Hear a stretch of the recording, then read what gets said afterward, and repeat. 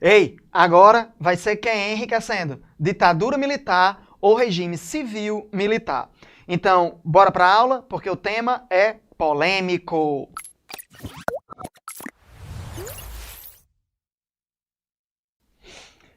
O tema de hoje é bem polêmico, né? O que eu vou abordar com você é uma revisão para o Enem. Então não vou gastar muito nosso tempo falando sobre detalhes, análises ou repercussões no decorrer do nosso conteúdo em si, não, tá certo? Então nosso objetivo é apenas preparar você para fazer a prova. Sendo assim, eu vou procurar ser o mais objetivo possível. Vamos começar? Ditadura também vai ser chamada de regime civil militar.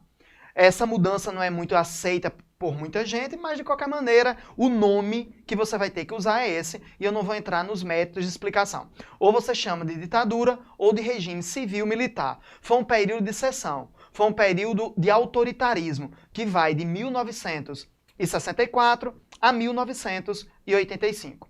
A ditadura, ela se estabelece no Brasil durante o governo, no final do governo de João Goulart, que nós estávamos vivendo a Guerra Fria. Você sabe que foi um conflito ideológico entre a direita e a esquerda, capitaneado pelos Estados Unidos e pela União Soviética. Essa ação da Guerra Fria, ela teve uma série de repercussões que vão da arte à condição econômica e tecnológica do mundo. Essa Guerra Fria acaba, de qualquer maneira, afetando as relações políticas internas e externas em todo o continente da América Latina, que se torna uma área de influência muito específica dos Estados Unidos, tá? Então, o contexto que se estabeleceu o regime civil-militar foi a Guerra Fria. Um elemento importante também é a crise do populismo. O populismo, como aquele fenômeno político que a gente já estudou, ele vai, devido às suas crises econômicas e devido às suas contradições ideológicas, o populismo acaba dando uma série de justificativas para a criação desses regimes autoritários, que nesse caso, inclusive, foram apoiados pela classe média, foram apoiados pela sociedade civil. Não se iluda, não. É por isso que a gente chama de civil-militar. Nós não podemos responsabilizar positivamente ou negativamente apenas os militares, porque você teve uma parte considerável da sociedade civil, inclusive da Igreja Católica e da classe média, que apoiaram, solicitaram, desejaram esse regime. Então, se ligue nessa questão aí, que tem que ser pensado um pouquinho, tá? A gente não pode esquecer que esse período tem uma importância muito grande do Exército. Não é das Forças Armadas de maneira geral, é do Exército, com toda aquela influência do conceito do positivismo que a gente vem estudando desde o início da República.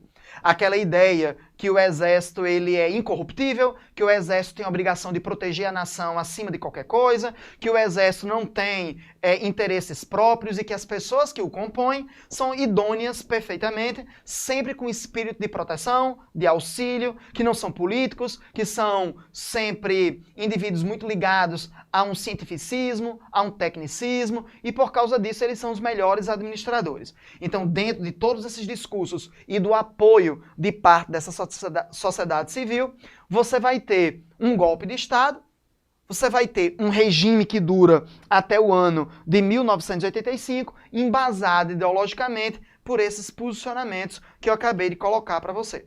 Esse regime teve o apoio dos setores conservadores, dos Estados Unidos, teve apoio da Igreja. Então é dentro dessa ideia que o Exército lidera o movimento e acaba assumindo o poder.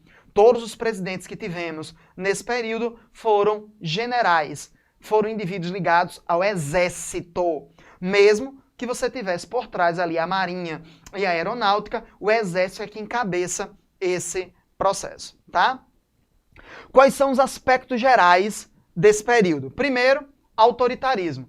Mesmo quando ele está disfarçado de democracia, porque você tem dois partidos políticos, ambos de direita, mais um de situação e o outro de oposição. Você tem um Congresso, você tem direito a voto, você teve uma Constituição.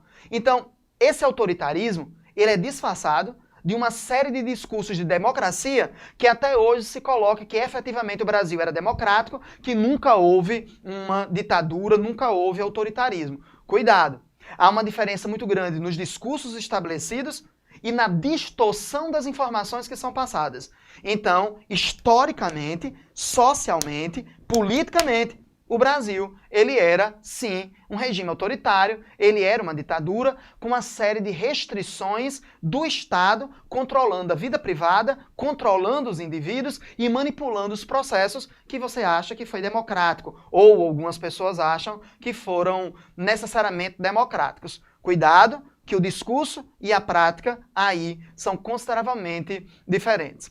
Um outro elemento é o conceito do trabalhismo, uma série de medidas de proteção ao trabalhador que ia da extensão da licença maternidade, do tempo dela, estendida agora ao pai, a uma série de vantagens trabalhistas que os trabalhadores eles passaram a ter. O trabalhismo aí é uma ferramenta de poder do Estado junto aos trabalhadores, na medida que essas situações, elas desarticulam basicamente a ação do operário enquanto poder ideológico, político ou partidário. Eu dou a você isso, mas você não pode fazer greve. Eu lhe dou isso, mas você não pode se organizar sindicalmente.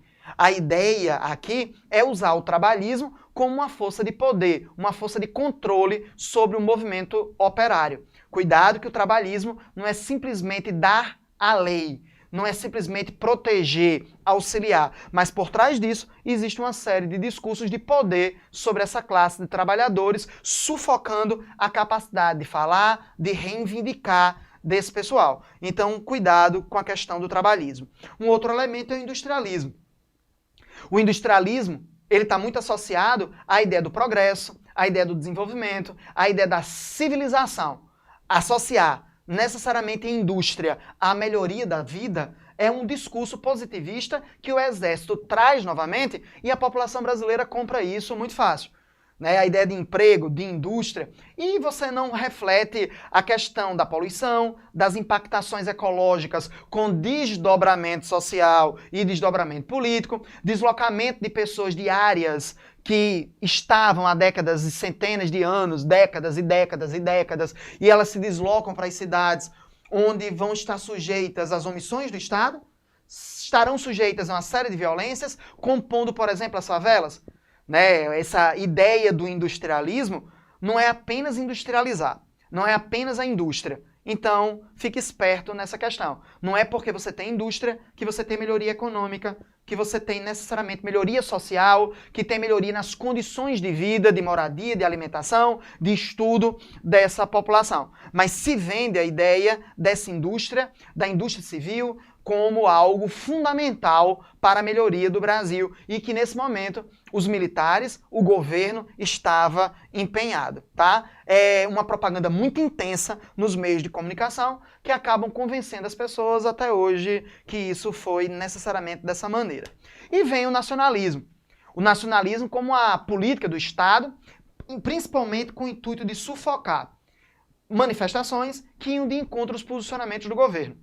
Essa ideia do Brasil ame ou deixe, por exemplo, está muito construída com as discordâncias. Se você discorda do governo, você é de esquerda. Se você discorda do governo, é porque você não é nacionalista. Se você discorda do governo, você não é um cara legal, porque você está discursando contra a nação. Você não se preocupa com a coletividade.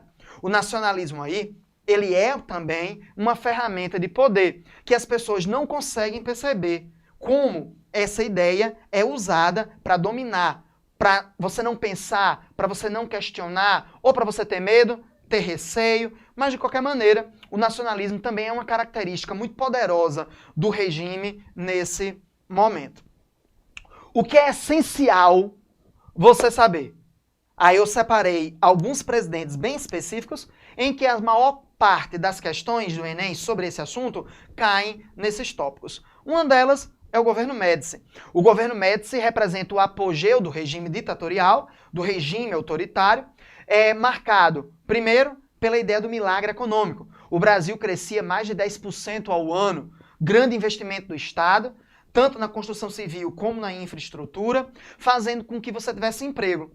Mas o milagre econômico era artificial, porque o Brasil pedia dinheiro emprestado a bancos privados, ao chamado Clube de Paris, um conglomerado de bancos estrangeiros, que forneciam dinheiro ao Brasil para que o Estado brasileiro investisse nessas questões. o Estado ficou gigante, o Estado ficou muito pesado, os custos elevadíssimos, mas era esse dinheiro que fazia com que as pessoas achassem que o Brasil estava em pleno crescimento, mas não era um crescimento autossustentável. Uma série de obras públicas que nunca terminaram, obras públicas que já nasceram defasadas, obras públicas que foram extremamente custosas, da mesma maneira que hoje. Não houve grande mudança nesse aspecto.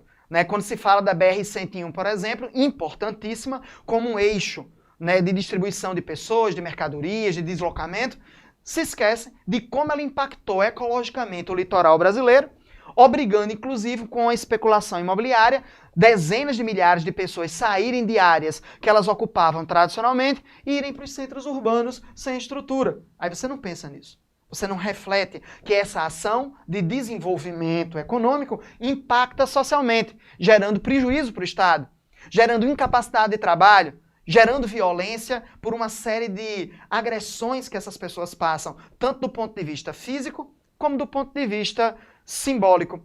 Então, esse momento é o milagre econômico, principalmente para quem? Para a classe média, para as grandes empreiteiras que vão receber dinheiro do Estado para essas grandes, gigantescas obras que são estabelecidas. Em paralelo a esse período, nós também temos o quê? O chamado anos de chumbo, que é o auge dessa repressão. É quando o ato institucional número 5, enquadrado, justificado pela Lei de Segurança Nacional, foi utilizado junto à sociedade civil. É durante esse período que você vai ter a maior quantidade de desaparecimentos, de assassinatos, de prisões ilegais, em que os indivíduos podiam ficar presos por tempo indeterminado, sem terem direito à liberdade, nem mesmo à defesa. As famílias dessas pessoas não eram nem avisadas para onde essas pessoas tinham sido encaminhadas. Hoje, nós vemos novamente o afloramento disso, dizendo que são comunistas, que são de esquerda, que falam contra o Brasil, que podem ser torturadas. Você banaliza o mal, justificando a tortura por uma questão de salvação da nação. O problema é quem direciona e quem cria, quem gerencia esses discursos. Então é importante que você fique ligado com essas justificativas. O governo Médici tem essa dualidade, anos de chumbo e milagre econômico. O outro governo importante tá muito ligado a essa questão do ato institucional número 5, estabelecido em dezembro de 1968 no governo de Costa e Silva. O ato institucional número 5, ele é uma constituição quase dentro da própria Constituição de 1967, dando plenos poderes ao Estado. Outra coisa que você não pode esquecer é que já na crise do regime, devido às crises econômicas, da crise do petróleo, em que o Estado brasileiro não tem mais dinheiro para injetar no Estado, paralisando, colapsando a própria estrutura que ele criou, se estabelece a Lei da Anistia. A Lei da Anistia, de 1979, ela já prevê a saída dos militares e a volta dos civis. Nesse processo, o Estado se preocupa em proteger também os militares de acusações de crimes de tortura, estupro, assassinato. Tudo isso aconteceu. Negar isso é um problema. Se você disser, eu concordo, eu acho que era necessário, é uma coisa. Mas você dizer que não acredita que isso aconteceu, é muita ingenuidade. Você é muito sufocado por uma série de informações que são distorcidas. Então a Lei da Anistia, ela foi geral e restrita. Ela vai perdoar tanto os militares como os civis que cometeram crimes políticos durante esse período. É por isso que até hoje militares acusados de tortura não podem ser punidos por aquilo que fizeram. Exatamente porque eles são protegidos pela Lei da Anistia. Mais uma maneira no Brasil de você amortecer, de você tentar encobrir as feridas para que as pessoas não vejam, mas elas continuam sentindo, não esqueçam disso, tá? Outro elemento que você não pode esquecer são as diretas já. Um movimento urbano, civil, altamente intelectualizado, que vai varrer as principais cidades brasileiras. As diretas já exigiam do governo Figueiredo, o último governo militar, eleições diretas para presidente, que a população em si escolhesse o presidente civil que iria substituir Figueiredo. A lei da campanha das diretas já termina em nada, quando ela é vetada no Congresso Nacional por pressão do próprio governo. Então, nesse momento, As diretas já são um arrobo de democracia, de solicitação da sociedade civil, mas que não é atendida pelo governo naquele momento. E fazendo agora, o enriquecendo um pouco mais, é uma relação entre o futebol e os meios de comunicação. Primeiro, eu quero que você pense o futebol como esporte de massa. O futebol como espaço popular, o espaço da estratégia, da precarização. O drible não é nada mais do que uma precarização. O drible é uma estratégia de enganar, seduzir, de mentir, de ludibriar o adversário para que você possa conseguir fazer o gol. O jogo de futebol está muito associado à política brasileira e à nossa sociedade ao mesmo tempo.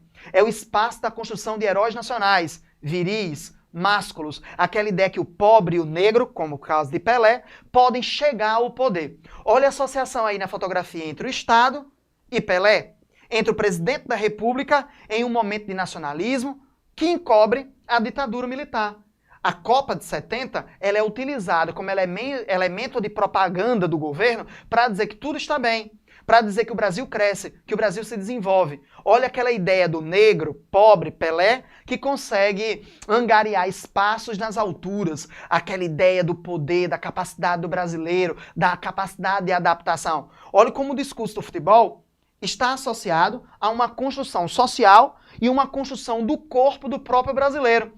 A ideia do samba, a ideia da precariedade, a ideia da adaptação, a ideia da sobrevivência é o futebol brasileiro, associado a uma sociedade tão precária quanto o próprio jogo desenvolvido no Brasil. Não é o jogo de futebol, mas é a maneira que se joga. Lembre-se que a maior parte dos nossos jogadores de futebol eram pessoas pobres que nasceram, viveram e aprenderam a jogar nas favelas, nos campos de areia, nos buracos, com pedra, com quenga de coco. Quando era pequeno a gente colocava 2 sandálias havaianas e ali era o gol. E você jogava em qualquer lugar, na sala de aula, na sala de estar, no beco, em qualquer lugar a gente jogava. Ora, e isso faz com que você crie técnicas e estratégias de jogar o futebol. Então veja, pobreza, precariedade, futebol.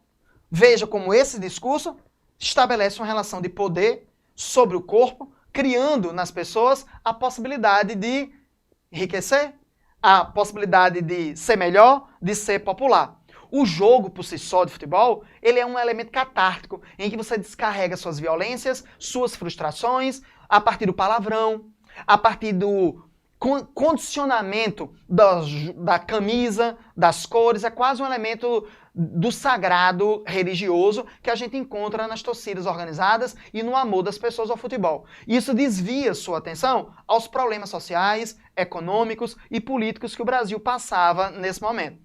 A apropriação dos meios de comunicação pelo Estado é fundamental, como o rádio e a televisão. Olha o que é que Vargas faz, o que a ditadura faz. Vargas usa o rádio, a ditadura a televisão.